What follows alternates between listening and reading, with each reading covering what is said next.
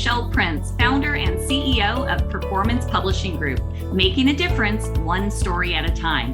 We'll be shining the light on successful founders, entrepreneurs, business owners, and leaders that are getting results and making a difference. We'll talk about how they built their businesses, are creating movements, and leveraging the power of authority in their own lives. Be sure to stick around to the end of the show, and we'll reveal how you can be our next guest. Let's get started. Hey, everybody, welcome back to the Power of Authority Spotlight, where we shine the light on successful business owners, entrepreneurs, founders, authors, people that are doing great things in business, and they're also making an impact in the world.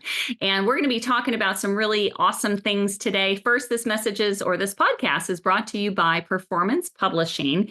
You know, having a book is one of the greatest business cards you'll ever have, and building your authority is one of the greatest ways for your clients to know that you are the go-to person and the person that they want to work with. If you want your prospects to stop shopping, then having a book is one of the best ways to do that. If you want to learn more about that and grab a free call with a publishing expert, go to performancepublishinggroup.com. That's performancepublishinggroup.com and grab a free strategy call.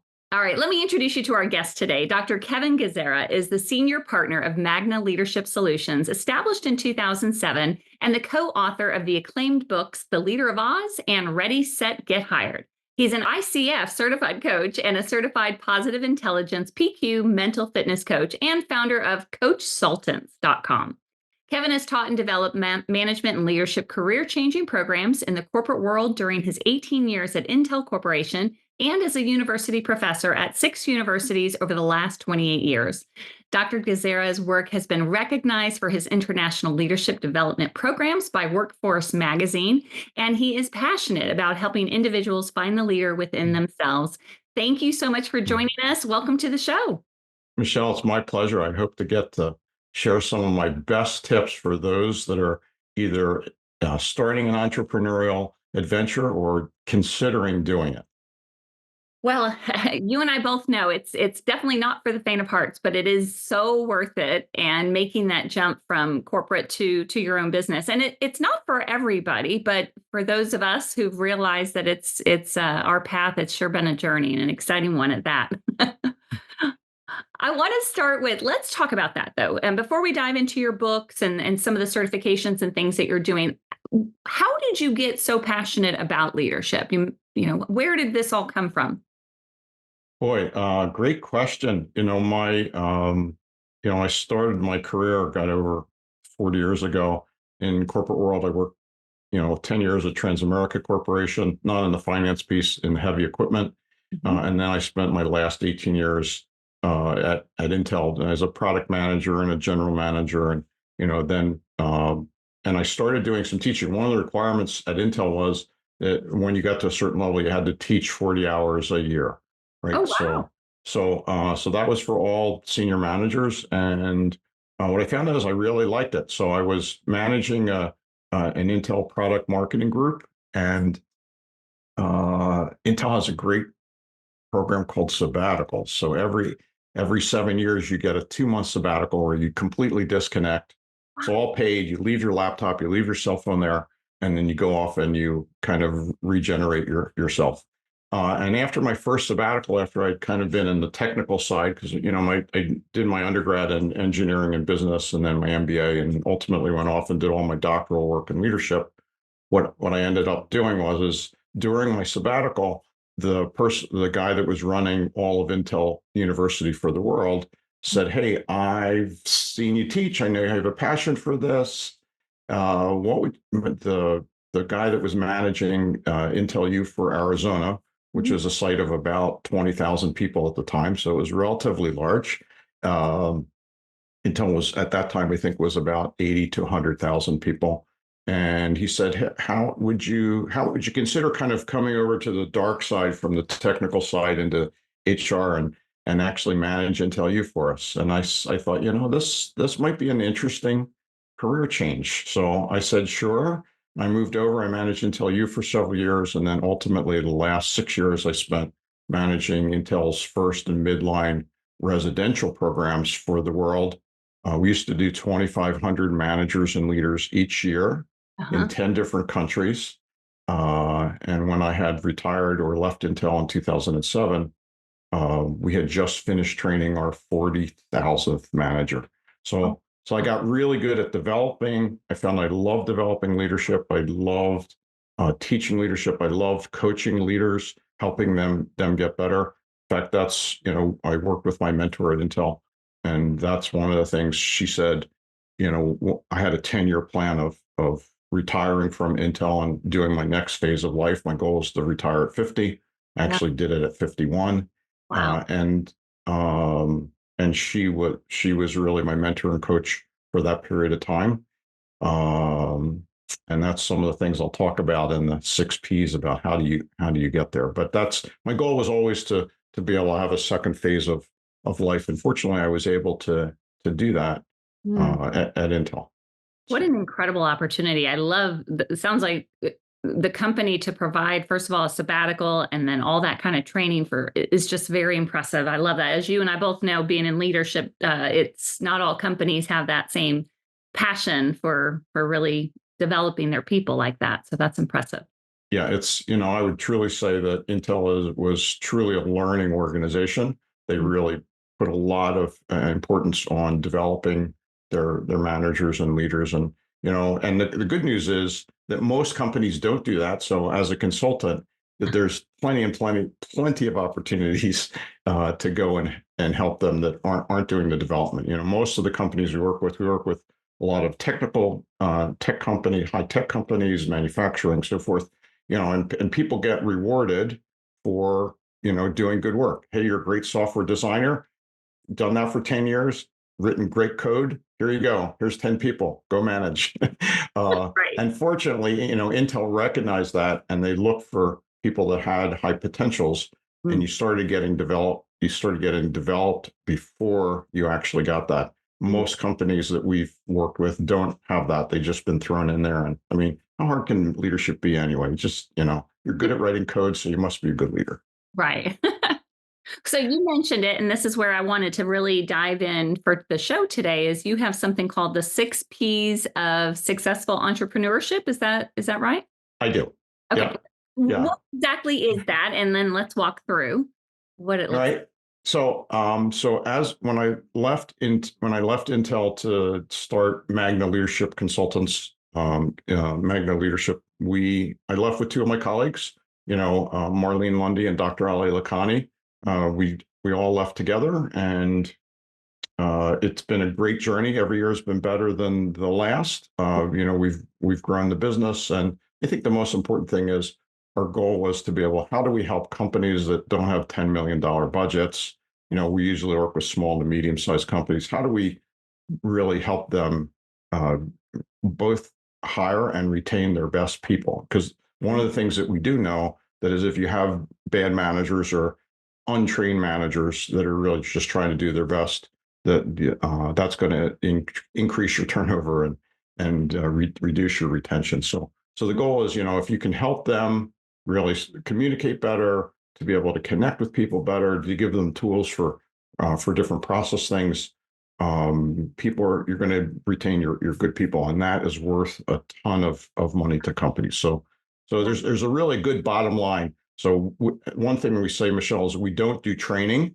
Mhm. We do development. Training is a sunk cost, right? And what we'd like people to think about is this is an investment, and the Mhm. return that you're going to get is, better managers, better communication, higher retention, more attractiveness for the company, and that's really, in fact, if anyone listening here, if you go to attritioncalculator.com, in 30 seconds you'll be able to tell what it costs you to lose one person out of your organization. It just asks you a couple questions, you type it in, and then bam, it says, here's what it's going to cost you if this person leaves, right? It's free, so you can go in and play with it. I love that. I So would that's a great tool. I want to check that out. But what a great way to say that we don't do training because it is a some cost. We do development, which is an investment in the people. yeah, yeah. Okay. So the 6 Ps, right? You want to hear about the 6 Ps, right? Let's hear them. Yeah. So, and these are in no particular order. And like I said, this kind of evolved. And as I've been coaching people since I left the corporate world to help other people start up their own consulting business, I recognized that there's this pattern. So I said, hey, I got to write this down and start helping other people, either through a podcast or through some articles that I've written. I think the first P is what I call provisions. Provisions it's cash, it's income. And one of my mentors, a guy by the name of Bill Daniels, said to me, he said, if you're really going to go into being an entrepreneur, you have to have 18 to 24 months. You need to be able to have cash to fund yourself and your business for that period of time, because most, new adventures kind of go away during that period of time. That's where they fail. So you have to have 18 to 24 months to invest in yourself and your company. And during that period of time, you may get some business. You just have to think about it as a windfall, but you're probably not going to be able to sustain yourself. And I remember when we started Magna Leadership Solutions, I remember our 18-month call. We hadn't landed that big client yet. And everybody was on the phone. It was like, oh, is this, do we make an error here? And we're going to be able to sustain this?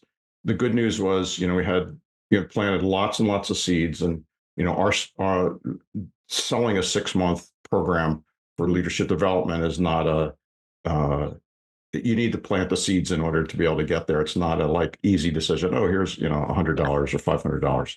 So we had a bunch of really good opportunities. At 19 months, the big PO hit, and we ended up getting hired by a 6,000 person high tech organization up in Silicon Valley to develop their leadership program. And we did that for 2 to 3 years, and that sustained us. We still maintained, planting all the seeds so that when that one went away, because it's eventually going to go away, and we had other ones in the pipeline, and that process has worked really well. But having the ability to invest that money in yourself, and I do some real quick math with my colleagues that are leaving or got downsized. That's usually more like, oh, I got downsized. Here, let me come and I want to do what you do. Just hire me for a day and I'll charge $10,000 and I'll work 1 day a month and everything will be great. It's like, it doesn't quite work like that, does it? Nope. But, so the real question I ask them is, how much are you willing to, how much do you have and how much are you willing to invest in yourself and your company? And for ease of discussion, if you're making $120,000, right, or $10,000 a month, you have to realize that, that first month, if is going to cost you, it's opportunity costs. That's $10,000 that's not going to be coming in. You're going to be working on that. And you have to ask yourself, are you willing to invest that? And are you willing to say, in a worst case scenario, go 18 to 24 months? It could hit before that, particularly if you've done some pre-work. But if I ask somebody, do you have $180,000 to $240,000 to invest? They're like, whoa, that's a lot of money. It's like, well, you have to think about it that way, because that's money that's not coming in, from your business, and quite frankly, you have to be able to pay expenses and healthcare and all those other things. So that's usually the first shocker. Okay. Number 2. Yeah. Number 2 is product, right? And product is, you have to have something that's unique and differentiated. And when people call me and say, hey, I want to do what you do, I say, okay, so let's do a mock interview. Tell me why I should hire you. And they say, I've got great experience and I've good knowledge and I have some degrees and and they just I just let them go on and go, yeah, anything else? Anything else? Yeah, anything else? And then when they're about done, I ask them one critical question. I say, what will the next person tell me that's different than what you just told me? Good question. And the answer usually is probably they would tell you the same thing. Like, exactly, right? So what you have to think of yourself as a product. I taught marketing classes for lots of years at different universities. And you need to think about yourself. What differentiates you? And it's usually a combination of something. So I've got a degree. Okay, great. Did somebody else have a degree? Yes. Okay. I've got 26 years of experience doing product design. Somebody else have that? Well, yes, right. So, and it's usually yes, yes, yes. So what's the combination that's different, So as an example, I can say, for me as a trainer, or people hiring me to do leadership development, what I bring that's different is, I have an engineering background, right? I've managed relationships between Intel and Apple and Microsoft, and I've done design teams and software teams and so forth. So I've done the bits and bytes, and I've done my doctoral research and all my publications around leadership. So I'm published author. We'll talk about that in a few minutes. And I have that, right? So I bridge the technical part Mm-hmm. to with the human part in order to get people's things to stick. And I will tell you, technical people are more likely to listen to you Mm. uh, when you come from a background where I can really say, I know how you feel, I know what it feels like. So Yeah. to me, that's what I call a sustainable competitive advantage, or my differentiation. There's not a lot of trainers or developers that have done both the tech stuff, have a doctorate, and uh, are recognized as a good instructor. Love it. Okay. So product is 2. What's 3?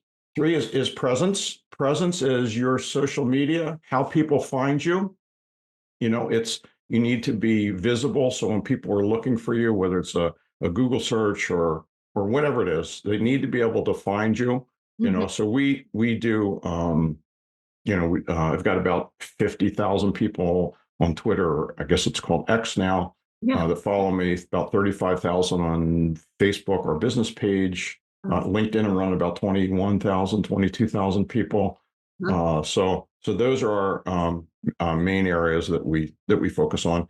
And so we publish on a daily basis. Mm-hmm. We get out there, we engage, right? And you have to be able to build that. And we just had a new person join our group, our Intel group, our mastermind group, and she said, I just don't get this social media stuff. Like, tell me, like, Yeah. why should I even bother doing that? There's no return on investment. It's just a bunch of time.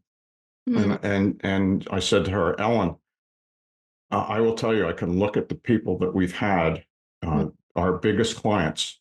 All of them have followed us. In fact, one of them followed us for 10 years. We didn't even know it. And he calls me and gave us this huge contract and said, I followed you for 10 years. I like the work that you do. I like what you publish. I've read all your articles. Your Mm. philosophy and what I want to take with the company is aligned. Can we talk? That's amazing. That is that right there is the reason. That's the reason. But the problem is most people think um, um, causal, right? If I put 10 hours here, I get 10 hours of return. It doesn't, it's a correlation, and you have to you have to be in it for the long term. And if you can do that, then you can be successful. And I think it's also because we don't want to be sold to. So if we have the ability to go read or go and check somebody else out without being sold to, it's like they're selling themselves basically. But if you're not Yeah. out there consistently, then so it does work. It does work. All right, Yeah. what's number 4? So number 4 is people. It's the network. You have to have a network. You have to be able to access people. For us, our main audience is around LinkedIn, Mm. right? So we do most of our communication. And as you pointed out, Michelle, is one of the number one rules for social media or networking is you never, ever sell to anyone. So Mhm. we will never sell to anyone. We'll tell you, hey, we have some programs. This article might be interesting. I've taken this assessment. Here's a site like the attrition calculator that might be useful to you. And the key is to help other people be successful. And if they like the kind of stuff that you're sending them, uh, you want to create that pull Mm. instead of the push. And I don't know, I don't know about you, but I get so much LinkedIn stuff of, hey, buy my product, or Yeah. sign up for this seminar for $5,000. And that's absolutely the wrong way, right? To push. Now, it doesn't. You can say have some seminars coming up, and so forth might be interesting to you. But not End of the message, right? right. Not click here to sign up and send me your check Yeah. or your credit card. No, that's such a great point. Give people value and they're going to come back looking for more. So, Yeah, and it takes time. You have to plant the seeds in order for mm, the flowers to generate. so true. Okay. So, People's no, number 5. Publications. Ah, Yeah. yes. This is the publication. Um, Once again, we talked to about 10 people that were incredibly successful. Mhm. I belong to the Target Training International or TTI network Mm. for DISC and values and emotional intelligence and all that. And we've been partners with them for, God, over 20 years. Wow. So I've got this access to these incredible, well-known, successful consultants. And before I left Intel, I did my research. Right? So I'm a researcher. I wanted to know. So I found 10 of the people that were making over $1 million a year, and Mhm. I wanted to say, tell me what's important. And a lot of this came out of the discussions I had with them. The one thing that surprised me was they said you have to have a hardcover Mm. book. You have Mhm. to have a hardcover book because you're selling to presidents, CEOs, executives, Mhm. and and that's just having the ability to hand it to someone or send it to them in the mail with a signature, a dedication in it is worth it. And I'll tell you, we did it. We did our book in the first year. Mhm. We took all of the concepts. I did it with Dr. Ali Lakhani, who was actually a doctoral student of mine. He worked at Intel. We left together. He was actually one of my doctoral students. He did some amazing work on leadership. So we got together, we wrote the book together, and we took this. We started writing an academic book, and man, it was just so boring that we didn't even want to read it. And and I said, hey, why don't we do something fun? Like let's do something. And we discovered that both of our favorite movies and books were the Wizard of Oz. Yeah. So I said, let's do that. This is back in '08. Let's write a book and let's call it the Leader of Oz. And he said, Mm. oh, I bet you 1,000 people have done that. So we went to the Library of Congress, checked that out. No Wow. one had done that. We grabbed the title. And then we committed to have the book available for a conference we were speaking at in 6 months. Okay. So, so having the deadlines incredibly important. Mm. So we took the story and we basically wrote a business parable about this company in Kansas that gets whisked away and dropped into Silicon Valley, and you have the wicked VP from the east and the wicked VP from the west. All the characters are very similar. Instead of having Dorothy, you have Dora, and the Yeah. Tin Man, you have Tim Man. So the nice thing is we didn't have to do any character development because we kept that there. And then we basically put all of our best secrets about how do you build teams in a way that are sustainable based around really, really good leadership practices and theories.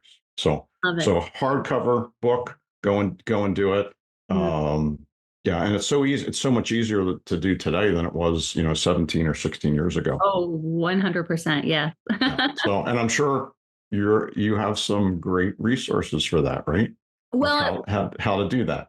one thing you said though that I just have to echo is, you giving that book. There is no greater business card Right. ever, because instantly before they even read it, they're like, "Wow," you know. Yeah. Even no matter if they agree with the content or not, which they're going to love, but it's more. He is enough of a thought leader that he took his thoughts and put it in a book. It's amazing the authority you get even before somebody reads it. So kudos to you for doing it. And I love parables too. I just absolutely think that's a great model. Well, and it was fun to write. And two things I just finished reading the Da Vinci Code, and by the way, this is not the Da Vinci Code. That is an amazing book. The Was it? one thing I loved about the Da Vinci Code was chapters were short, Hmm. and every chapter had a hook at the end, and you sat down and read it, and at the end of the chapter, it's like, oh, what's the next chapter? Oh, it's only 6 pages long. Okay, I'll read the next chapter, and the next chapter. The next thing you know, you're done. So we wanted to do exactly the same thing. So at the end of each chapter, there's a little bit of a hook, and all the chapters are really short. I think there's 21 chapters or so, Yeah. are really short. It's designed to be able to read. It's about a 3-hour read. You can read it on an airplane.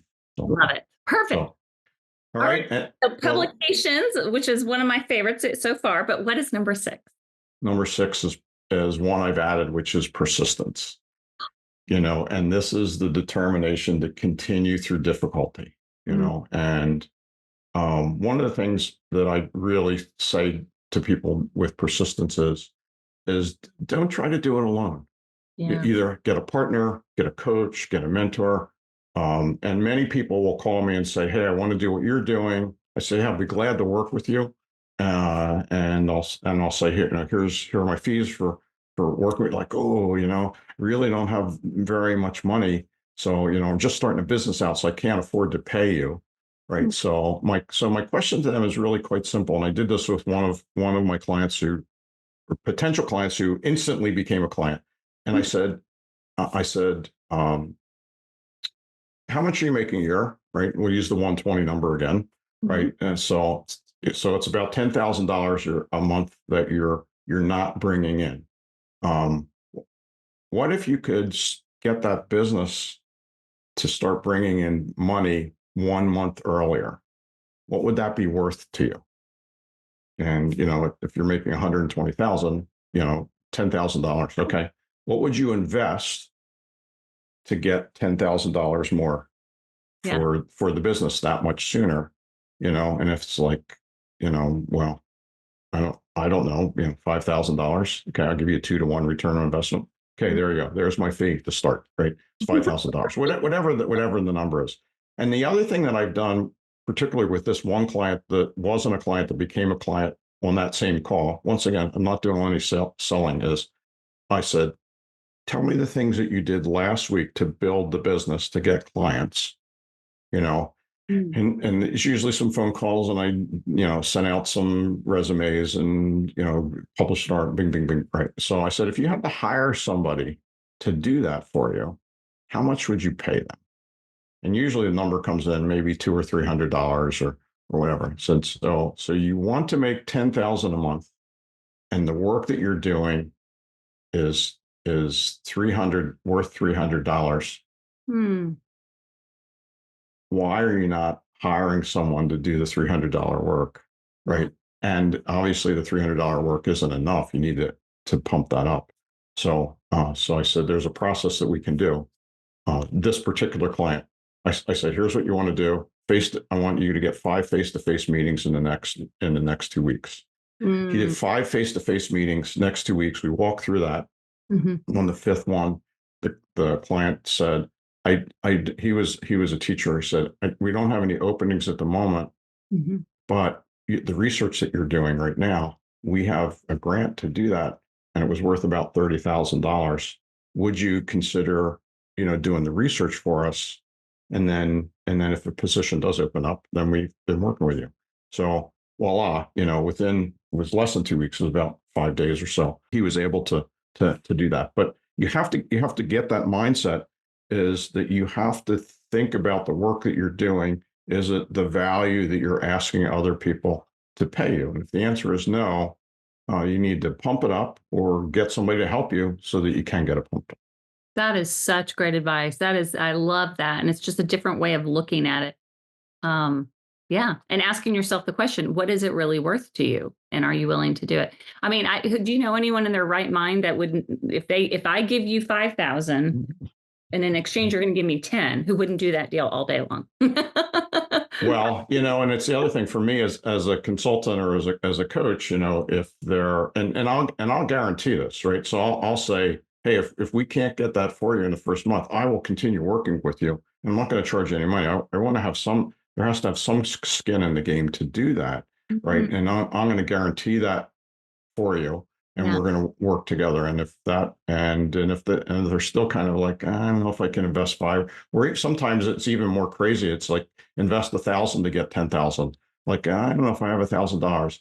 Okay, well then we're probably not a good fit for each other. Like, so I don't know about you, but I am not getting a 10 times or even a 2 times return on my investments at the moment for where, Right. where I'm investing. So, Exactly. so if that doesn't make sense, then we're probably not a good fit, and that's okay. That's okay. Yeah. These are awesome. Provision, product, presence, people, publications, and persistence are the 6 Ps. And I know people who are listening are thinking, well, what do I need to do? Like, what's my next step? What advice would you give to someone listening who is maybe wanting to make that transition? Um, or maybe they're in it and they're having one of those days where you're like, what am I doing? Like, what would you say to somebody who's either just getting started or struggling a little? Well, if you're just getting started, I'd say, once again, is make sure that you go get a coach or a mentor or somebody that's done this, right? So that you don't have to, do the same thing that they've done and they can accelerate it. So that's the first thing. And if you're considering making that transition out of the corporate world, the thing I would say is I had a 10-year plan. Nobody has a 10-year plan. I know I am the outlier there. And I had a great financial advisor. I had a terrific mentor. I had a coach. I had a wonderful company that funded my education, right? They sent me, I did all my doctoral work while I was still working at Intel. So I feel very, very blessed to be able to do that. But the key is you have to have a plan. You have to stick to the plan. And most people are not, generally are a little lax on accountability. Most humans in general. So get somebody to hold you accountable for that, and you have to have financial accountability. You have to have learning accountability. You have to have credential accountability. You have to be able to have network accountability, building network. The time to build your network is before you leave, not after you leave. And if you can do that, then you can be successful. So true. I love it. Well, how can people get a hold of you? Easy. If you can reach me at kevin@magnaleadership.com, MAGNA leadership.com. That's our leadership company. They can contact me on my cell phone if you want. Just leave me a text, 480-326-3606, and I'll get back to you. And the thing that I promise is you'll get no sales pitch from me. I'm not going to sell you. I've been incredibly fortunate if I can help others, and give back. I'm glad to do that. And if we're a good fit and I could be a coach or consultant, we do coach consulting. So some coaching and consulting, we put them together as necessary. If I can do that, I'm glad to help you out. And if not, I'm glad to recommend you to others. I have this incredible network that I'm glad to share the network with you with. So yeah, well, so just get a hold of me. And that says so much about you right there. The fact that you would give out your cell phone note tells me that you're sincere about that. You're not here to sell, you're here to help. And that's really, I just love that. And I hope people will take you up on that. Yeah, just send me a text, listen to Michelle, right? And can we chat? And I'll get right back to you, or send me an email, whatever you feel. The best thing about leadership is it's whatever feels best for them, right? Yes. Like when I'm teaching, like at the university, I tell people, call me what you feel most comfortable with, it, whether it's Kevin or Dr. G or whatever. It's all about you. It's not about me. Love that. Well, thank you so much for your time. This was so valuable. I've taken lots of notes here, so I absolutely love it. And I appreciate you being on the show. It's been my pleasure. Thanks for the opportunity. Absolutely. Well, everybody, that is it for the Power of Authority Spotlight. I really hope you wrote down those 6 keys or the 6 Ps, I should say, but they are keys to success for entrepreneurs. And that's number 1 is provisions. You got to have cash. Number 2, product. You are the product. So what makes you unique and different from others? Number 3 is presence. It's how can people find you? It does matter. Number 4 is people. Everything about life is about people, your network. And Kevin really is a perfect example of this, not selling, but just offering value. Truly, you'll get everything, as Zig Ziglar would say, you can have everything in life you want if you just help enough other people get what they want. And I see Kevin live in that. And number 5 is publications. As a publishing, owner of a publishing company, I couldn't agree with that more. And finally, number 6 is persistence. It looks easy running a business. It's not necessarily, but it can be with the right tools, the right mentors, and the right persistence. So we'll see you next time. Have a great one.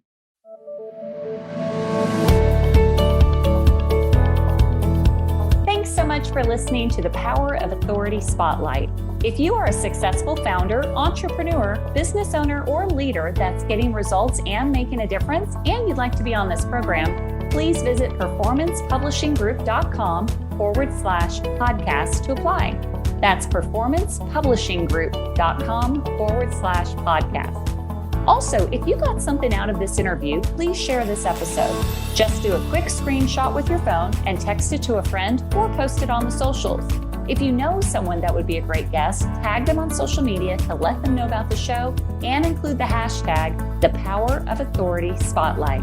I love seeing your posts and guest suggestions. We are regularly putting out new episodes and content, so make sure you don't miss any episodes by subscribing. Your thumbs up, ratings, and reviews go a long way to help promote the show and mean a lot to me and my team. Want to know more? Go to our websites, performancepublishinggroup.com or michelleprince.com, and follow me on LinkedIn, Facebook, and Instagram. Thanks so much for listening, and we'll see you next time.